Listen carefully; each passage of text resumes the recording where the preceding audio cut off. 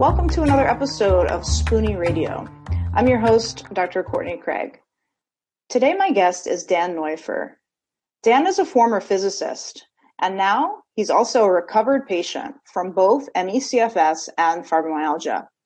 Based on several years of research, Dan pieced together a hypothesis for the pathogenesis of these illnesses to answer all of his unanswered questions.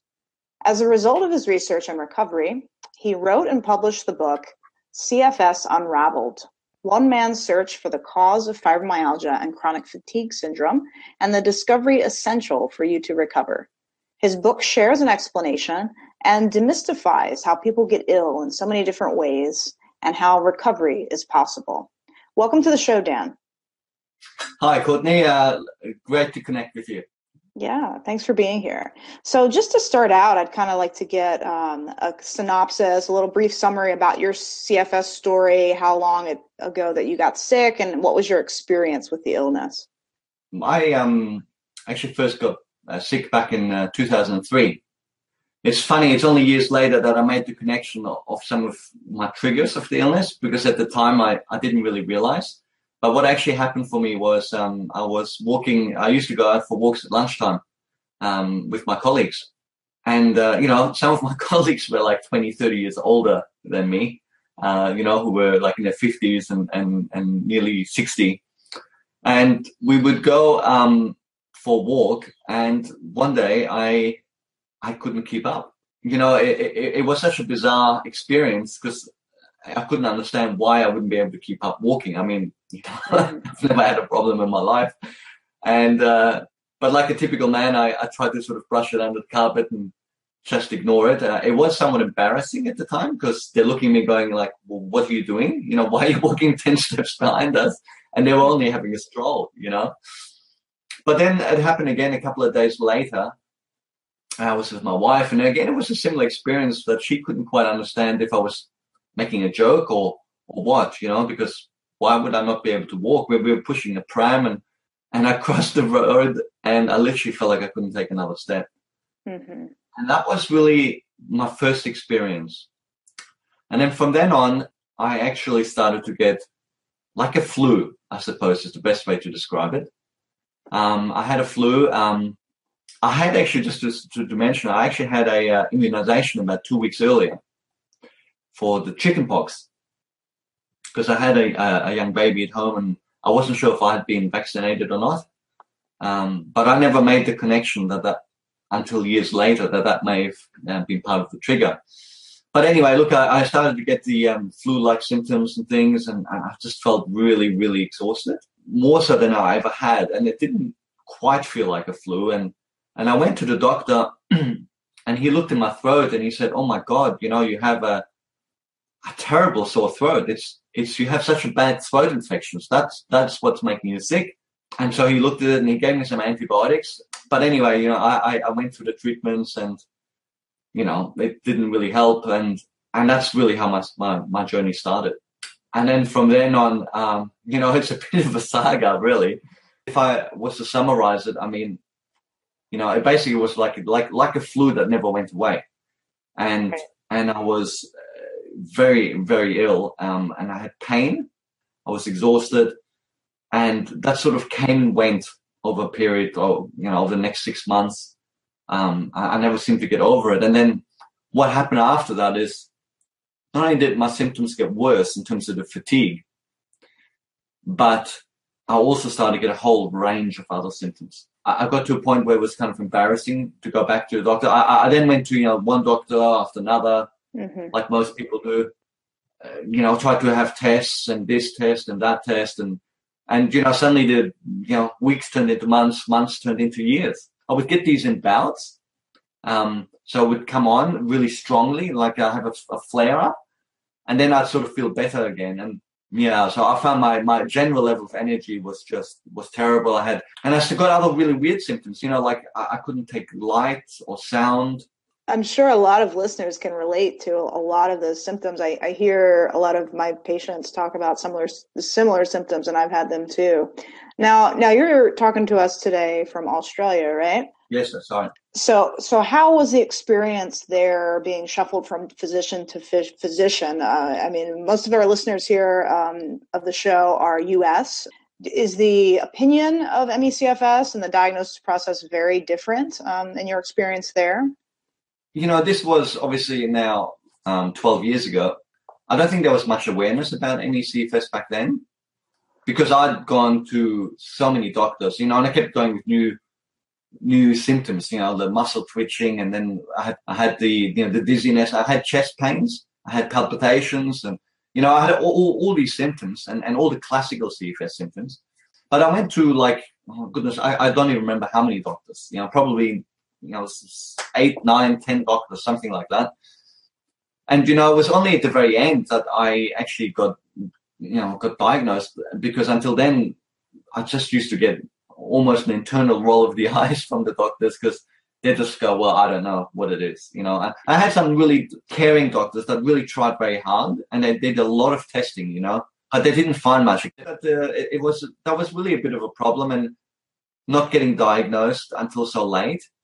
And then by the time I kind of, I looked it up, and it didn't exactly boost me, because all I read was that everyone has it and doesn't get well. I didn't come across anyone on the internet that had actually recovered. Right. It's a dismal picture. And that sounds very similar to the doctor-patient experience here in the U.S. too. I mean, eye rolls and mistreatment and misdiagnosis and many, many visits. So let's talk now about when you kind of decided to take matters into your own hands, right? And really dive into the research. So what brought you to that place where you decided to not just accept the illness, but to uncover it for yourself and kind of put the pieces together? It is a bit of a journey, really, Courtney. I mean, I looked for all kinds of solutions. I tried all the alternative healthcare stuff as well. I mean, I tried treatments that I would be embarrassed to tell you about over the years in my desperation, Right. And, I had a scientific background and everything, but I was just looking for anything because I was so desperate, and not knowing what was going on. I actually thought I must have some sort of virus that I couldn't identify. But then I read all these things. And then when I, of course, learned that I had CFS, I then read all the CFS books that I could find. I tried all these treatments, and it was sort of like, oh, fix everything, like, oh, your hormones are out, so fix the hormones, and your energy, and take these supplements and all this stuff. And for me, it was just like, well, why is that all happening in the first place? I mean, why is everything wrong? It just didn't kind of make sense to me. But, I tried it because, again, desperate. And then, to be honest, Courtney, I actually gave up because I put in inverted commas, everything, because I feel everything I knew, everything I could find. And I read all these books and researched, if you like, by reading the common, sort of CFS books and on the internet. Mm-hmm. And then I just gave up. And then what happened is thought I would just try and live with the illness, as best as I could. And that wasn't that good, but, you do the best you can. And then one Christmas, my health took another turn for the worse. And I got so ill, I was bedridden. But I was so ill I couldn't speak. It went from, oh my God, I don't any longer, to, oh my God, I think I might die. And I know that sounds a bit dramatic, but I couldn't speak, and I was lying in bed, and all I could feel is I felt like my heart was laboring with every beat. I couldn't move. Getting to the toilet was just like an ordeal. And we had Christmas, and of course I didn't help with anything that Christmas. You always try and fake it for your kids. And I was in such a state, I couldn't even fake it for my kids. It was just a mess. And I remember sitting in my living room, looking out through the curtains. And that's when I decided I was going to take this into my own hands. And I went to my wife and I said, you know what? Forget about all the research and the books and all this stuff. All they're telling me is I have to treat everything. I said, it doesn't make sense. I have got to know what's really causing this. Now, I saw this movie called Lorenzo's Oil. It's about where these parents go on this crazy journey to do this research and go down to the nitty gritty and find some scientists and work something out. And it was kind of inspired by that.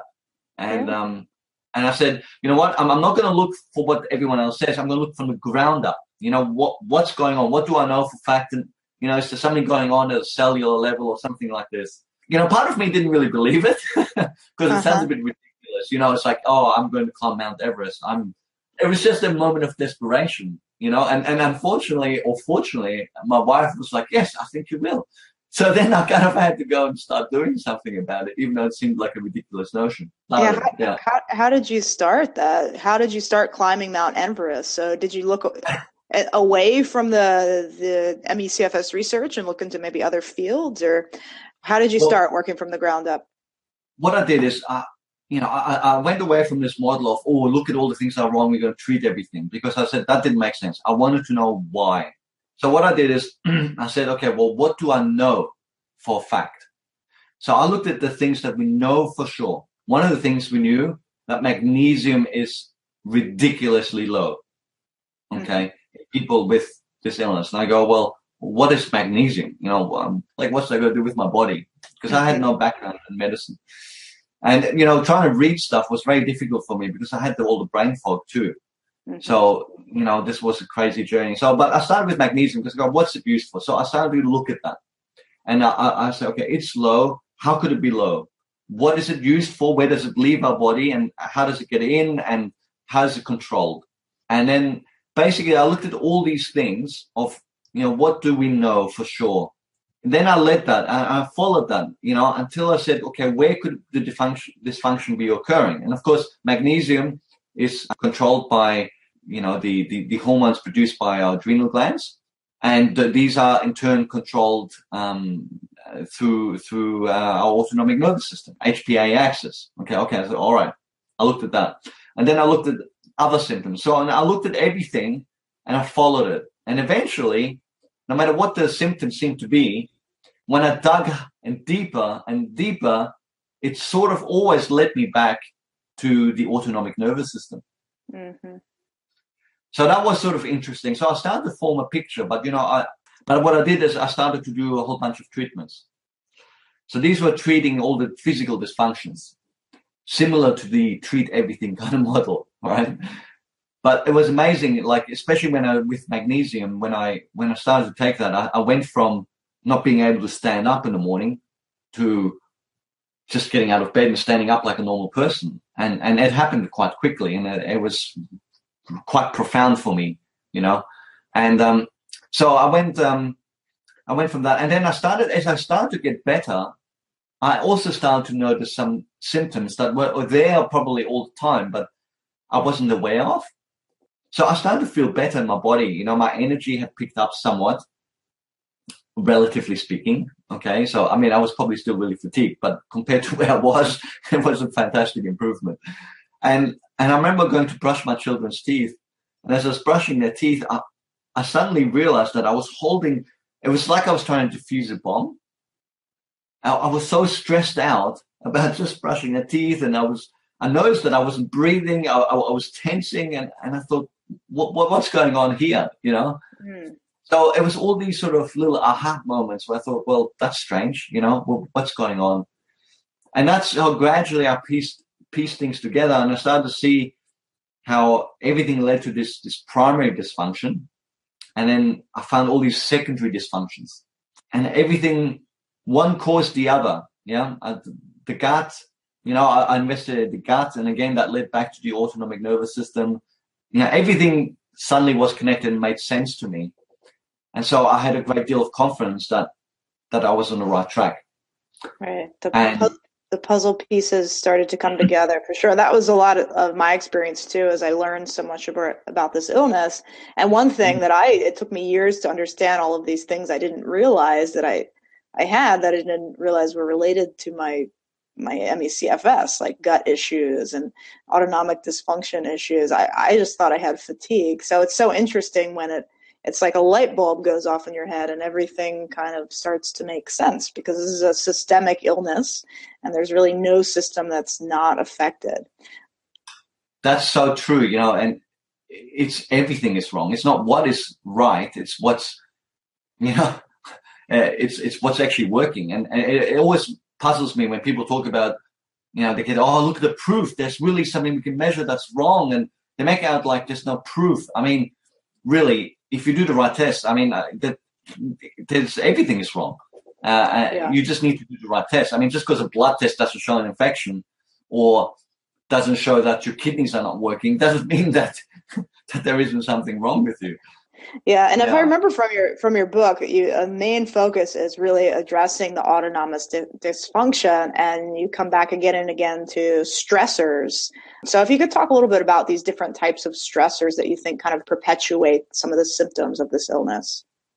Okay, so I do think we need to address the issues in our body. So I do think we need to do what we can to heal our gut, to improve our cellular metabolism, to improve our insulin sensitivity, to treat all of these different things that are wrong in our body. And, I'm not going to go into all of them, but there's a lot. So when we can do things about it, great. I'm actually think we should treat them. But the point is that if most people find that they'll do that, they might get better, but then it'll get worse again. That's because what is causing that is not fixed. So we need to fix what is causing all of these secondary problems and all these symptoms, because otherwise you're just chasing a tail. And because that is the autonomic nervous system, we need to fix that. You're going to appreciate when I wrote the book, this all came out of my own sort of head. It was only afterwards that other people had suggested something similar, going back all the way to the 70s. And also then only afterwards in the years ensuing, you learned that actually we've got all the scientific proof we want. Right. But you've got to appreciate when I actually wrote the book, it was all a hypothesis, and in my view, this isn't really a hypothesis. I mean, the autonomic dysfunction has been measured and researched in depth. There's just nobody's screaming, well, this is what we need to do. Okay. So, but to answer your question is the autonomic nervous system, which regulates everything, is causing all of these problems. And the way this happens is it was an overwhelming amount of stress. Now, the word stress is often misinterpreted by people because they go, oh, you're saying I'm all stressed out. Well, yes, you are all stressed out, but people think that stress is something that we do in our mind, which is, of course, true. That can be one source of stress, but you'll usually find people who get this illness have a multitude of stressors. And those stressors can be physical stressors, mental stressors, emotional stressors. It's really any stress to our nervous system. And most of the time, you actually find out people have all of them. And that's why there's this excessive amount of stress that then tips people into the dysfunction. But once we are in the dysfunction, right, and our body doesn't respond correctly to stress and doesn't regulate our hormones, our gut, our whole body gets dysregulated, which then leads also to secondary problems. And those secondary problems will also be stressors. So if you think about your life, when you have ME/CFS, if you think your whole life, there's probably never been a more stressful time for you than when you were ill. So when you're ill, you have physical stressors, like when your blood sugar is dysregulated, okay? So when your blood sugar drops too low, everybody, healthy or not healthy, they will have a stress response. And that stress response will bring up the blood sugar. But because we're experiencing this all the time, this hypoglycemia, our body keeps having to deal with this stressor, right? Because we're actually creating the stressor. The dysfunction is creating the hypoglycemia. So it's a cycle, yeah? Yeah, vicious cycle. It's a vicious cycle, but it's not just the hypoglycemia that the dysfunction is creating and then responding to, like the stressor of the hypoglycemia. It's also your gut dysfunction, right? So that's actually can be created, and it can be exacerbated by secondary problems like candida and infections and all that sort of thing. But it's actually the nervous system that affects the gut, and then this gut dysfunction actually affects the nervous system. So again, we have a loop, right? And this goes on with all the different systems in the body. And then, of course, on top of all that, because we're so sick, we also mentally stressed out, and sooner or later we get emotionally stressed out. So this is part of the reason why it perpetuates. But what happens in the beginning is, we might have, mine was triggered by, I had an immunization. I happen to be working long hours, getting up very early, working on a project before my day job, coming home to a young family. I was exercising very heavy. So there's another stressor, right? I was exercising what you might say was excessive. I had a emotional stressor or shock a couple of years beforehand. Now, that didn't bother me. That was dealt with. That was in the past. But you see, some of these things, they all affect our nervous system over time. And so that's basically what happens, how we get triggered in. But then in order for us to recover, the problem isn't just the triggers. The problem is how we respond to the triggers. Mm-hmm. So what I mean by that is the hyperglycemia, okay, when anyone has a low blood sugar, it's normal, the body responds, but it respond excessively. It's the same with any sort of trigger. And what can happen is the triggers can become anything over time, right? So, I mean, people get suddenly triggered by light, too much sound. They get triggered by smells. And that's how the multiple chemical sensitivities come in. Because there's no way on earth that a smell of, perfume or petrol has enough toxicity to make us sick. Right. But it is making us sick. So I'm not saying that isn't happening. It's happening 100%. But what's happening is through the olfactory bulb goes directly into the centers of the brain that are involved in this dysfunction, and it basically triggers the nervous system with an excessive response. And that excessive response can either be sympathetic, which is the fight or flight response, or parasympathetic, which is the rest and digest. But it isn't a healthy response, it's excessive. And all of this creates more and more symptoms. And so what we have to do is we have to take advantage of the wonders of neuroplasticity, and we have to retrain the brain to start responding normally again.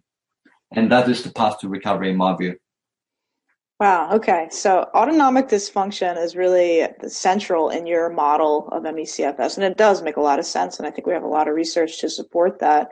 So what type of interventions did you find helpful for your own recovery to kind of help reset this autonomic dysfunction? You got to appreciate, first of all, that, medical science is only just catching up on all this type of thing. Mm-hmm. Most of the doctors you'll go to, when they went to university, they were taught that the brain is static. That means that by the time you reach adulthood, the lecturers told them at university that that's it, the brain is fixed. But the truth is that the brain is plastic. It can change. So because I've recognized the problem in the brain, I had to go, well, how can I affect the brain? The first thing I did is I did treat my physical dysfunctions. Because the way I try to explain it is, let's say, it's like a reflex. It's like a conditioned reflex that the brain has. Okay, so blood sugar goes low, boom, it overreacts. Blood sugar goes low, boom, it overreacts. And it does it over and over again. So it becomes a conditioned response, like Pavlov's dog, right? Mm-hmm. Right? Pavlov, the Russian researcher, he rang a bell, gave the dog food, dog salivated. Rang the bell, gave the dog food, salivated. And then he just rang the bell and the dog salivated without the food. That's kind of what's happening in our nervous system to a whole bunch of these triggers. So what I did is I knew that if I reduce the triggers, my nervous system has more of a chance to retrain. It's like if I'm standing in a goal and every time a ball comes to me in soccer and I flinch, right? If you get like 20 kids out there kicking balls at me, I'm not going to change that. I'm just going to be flinching all the time. But if I just get one person there, says, okay, are you ready? Yes. Okay, we're going to try not to flinch. Don't cover your face. Try and look at the ball and punch it away. I go, yes, okay. Slowly. Are you ready now? Yes. Then the ball gets kicked slowly. And then I can try and change. I can try and use my brain and say, oh, I'm just going to kick it away now. So I tell this analogy because what happens is when we're really ill and we have all these problems in our body, our brain is so overwhelmed trying to respond and deal with all of this that it's in a complete state of chaos. And for it to really make a change becomes very difficult. So I treated my body. I got rid of as much as I could, treating my gut, treating my energy. right? So getting up my mitochondrial dysfunction, trying to address that, treating all my symptoms. But then I knew that in order for the brain to change, I needed to change my base level of arousal. Now, Harvard University has done research to show that the physical brain changes, that we can see the literally changes in the brain after 6 to 8 weeks of mindfulness meditation. You know, they literally do a scan and go, wow, look, there's more gray matter here. And so I knew that meditation was clinically proven to be able to affect the brain. So I started to do mindfulness meditation as my base. I did find this frustrating because it wasn't my type of thing. Some people are drawn to this. For me, it was just like taking medicine. So I'd sit down every day, and in the beginning, I couldn't do it at all for 2 seconds. It was my brain could not do it. I tried even mindfulness lesson, like, you know, I tried to get out and move a bit, get out and get some fresh air. And I couldn't really walk more than a couple of 100 meters often, you know, but I would go and I would try and count my steps, and I could not do it without thinking about something else. Okay. So I did that mindfulness meditation every day. And over time, I extended this to a 40-minute session, but I did it religiously. And I don't mean as in religion, I mean as in dedicated. I did it every day, every single day. And no matter how much I didn't want to, and believe me, it wasn't my cup of tea. It's not in line with my personality just to sit down and do nothing. I did it. And I started to find some room. The next thing I did is I started to notice that remember I told you about the brushing of the teeth? So I recognized that I was actually doing a stress response in my body whenever I was doing anything. And I hadn't been aware of this before because I was so sick and everything. I didn't realize this. So what I started to do is retrain my nervous system so that whenever I go to do anything, whether it would be sitting down, whether it be reading, whether it would be brushing my kids' teeth or bringing in the shopping from the car, that instead of being like not breathing and tensing my body and, you know, I'd go, hang on, I can relax. Because I learned relaxation with my meditation as well. So I go, hang on, I can let go of the tension in my muscles. I need to keep breathing. Here was another way I would retrain my nervous system. I also went away from worrying about the illness and worrying about the symptoms and checking my body for symptoms. I focused quite a lot also on addressing all of those things that were dealing with the symptoms in terms of attention. And yeah, so, and a range of other things. I mean, there's a whole multitude of things that I ended up doing. But that gives you some idea of the type of approaches that I took. Yeah, definitely. And mindfulness meditation is a huge one. It's something that I use too, because I notice that too. I get this tension and I have moments where I like stop breathing, and it's obviously a major stressor for the body. And what I love about these interventions is they're so simple, and they're free, you know, and anybody can do it. So even you, who maybe doesn't have the personality for meditation, is not into it like people who are maybe more into Buddhist mindset, but anybody can do it with some practice and some diligence, and it's simple and it can have profound effects on the brain. Absolutely. Very cool. And it wasn't like, this wasn't some alternative health thing or some, I mean, this is clinically proven. Yeah. We know that the brain is affected and we know the impacts. This other documentary, and it had a professor from the United States, Professor Ledoux, Joseph Ledoux, mm-hmm. And he's a brain researcher. And his focus is on the stress response. And so I also read his book.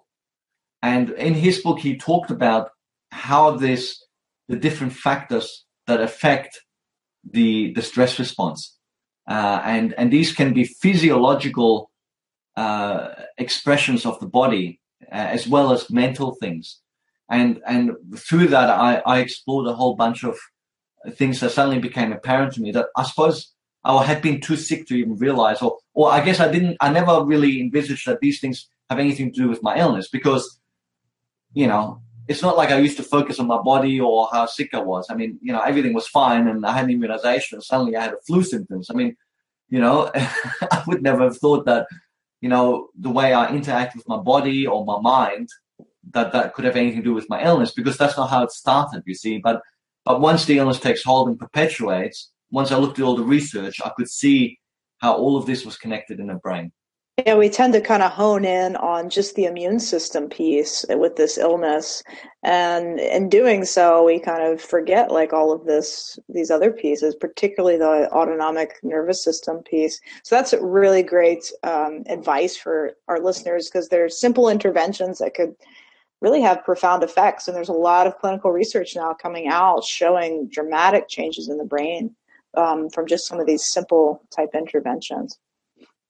Yeah, look, the key is, any of these things in their isolation are not like going to be the cure, because I am saying that people can recover and it's not an accident, right? Mm-hmm. So, but it's about addressing these things. So you have to help your body to physically heal, and you have to remove the stressors in your life and do the meditation, because all of these things, first of all, it's like that kid. Remember, like I was saying in the soccer goal, if there's 20 people kicking balls at you, how are you going to get over your fear of soccer balls in your face? It just doesn't happen, right? You need to give your system a break to allow it to almost reset, if you like, and start to work normally.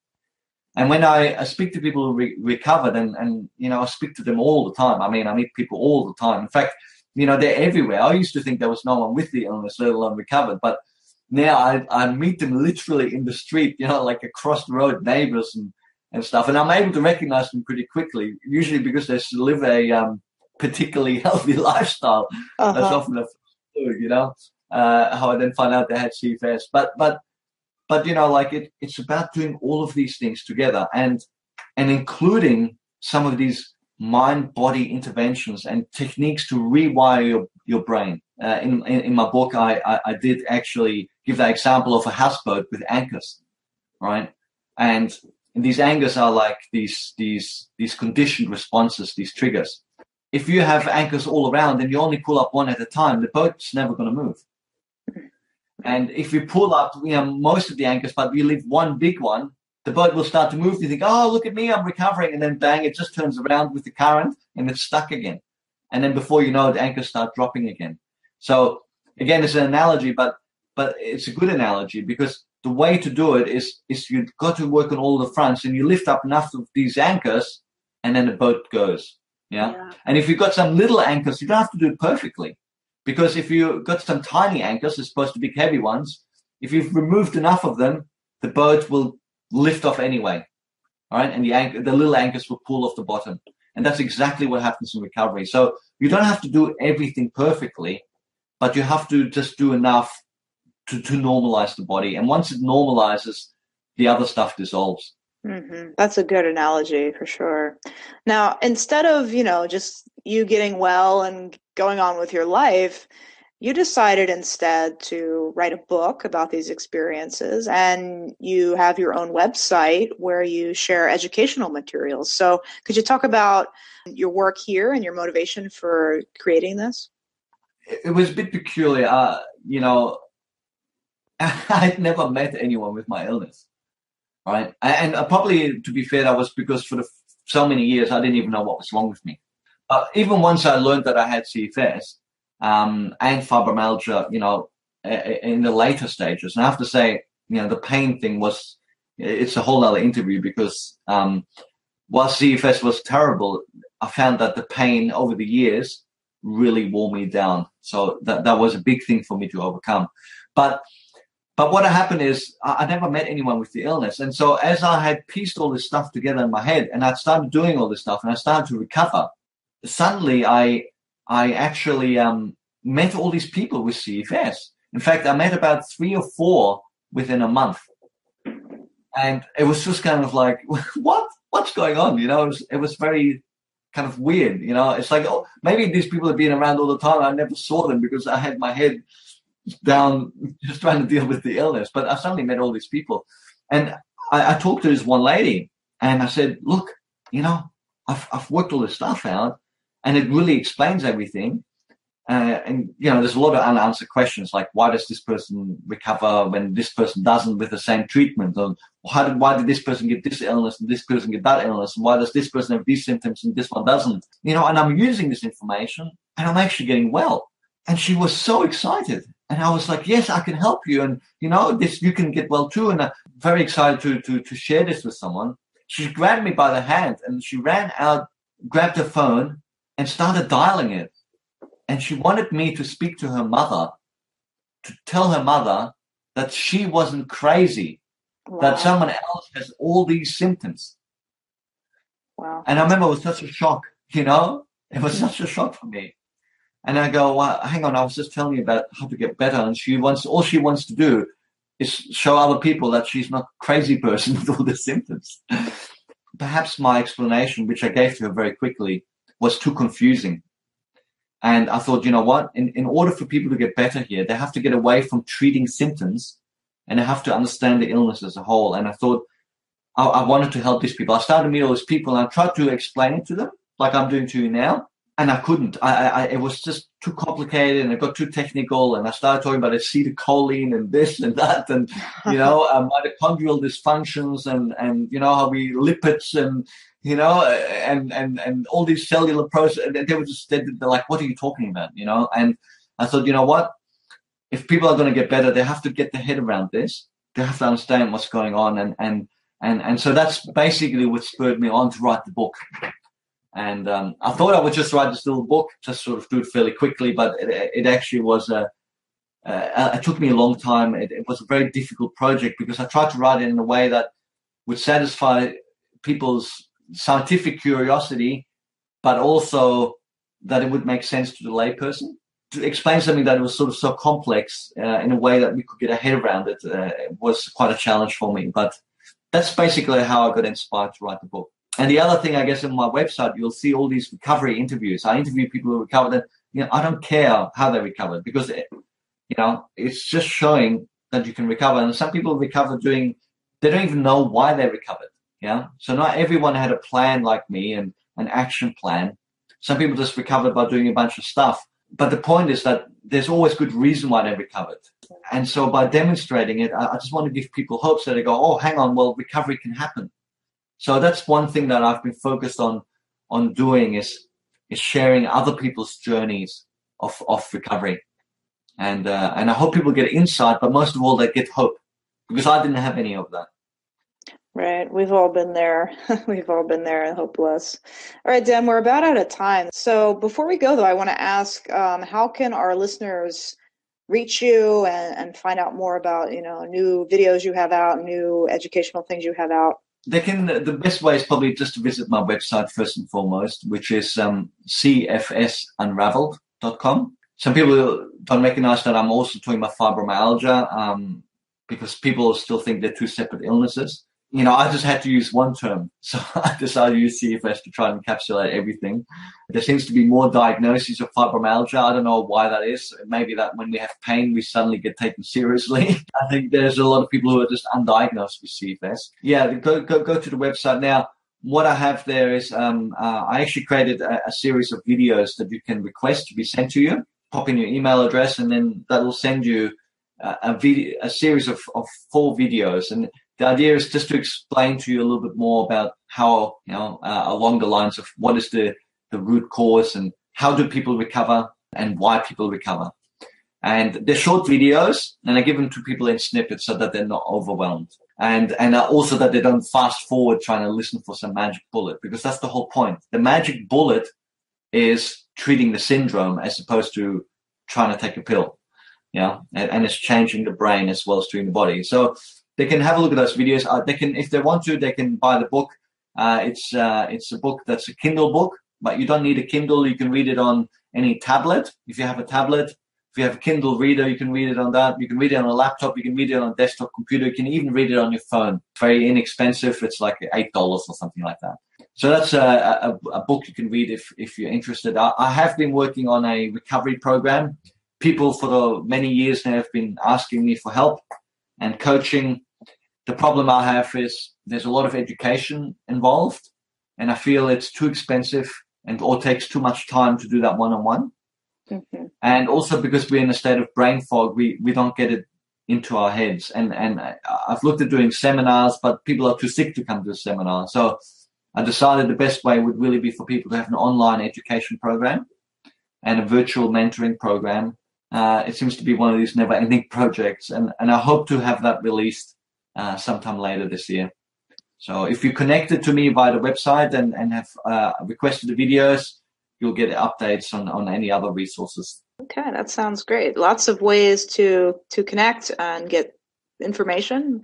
All right, Dan. Well, I want to thank you so much for being on the show today, and thank you for continuing to spread this knowledge that you've gained from your own experience and through your research. And the most important thing, right, sharing hope with this community. I invite our listeners to subscribe over on iTunes so that you never miss an episode. And this is Spooning Radio signing off.